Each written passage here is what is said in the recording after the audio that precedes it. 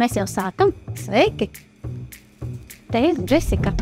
Es jums šodien pastāstīšu, kā mana dzīve ir mainījusies, kopš es sekoju energopulsa padomiem. Es uzzināju ļoti daudz jauna par veļas mašīnas apkopi.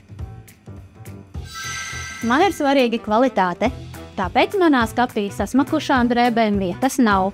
Katru reizi pēc mazgāšanas vai kāds cits, notīra durtiņas un gumijas blīvi, lai neuzkrātos mitrums un netīrumi.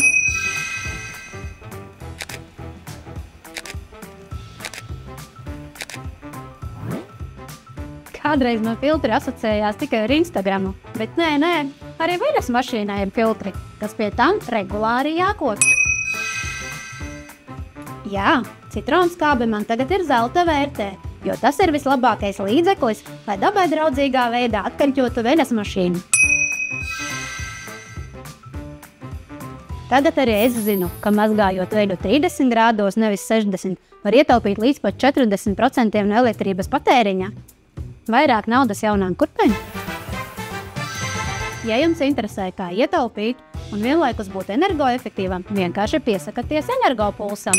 Tā jūs dodīsiet dzīvi pilnvērtīgāk, tāpat laikā draudzīgi gan videi, gan maciņam. Vienīgi iegūmi.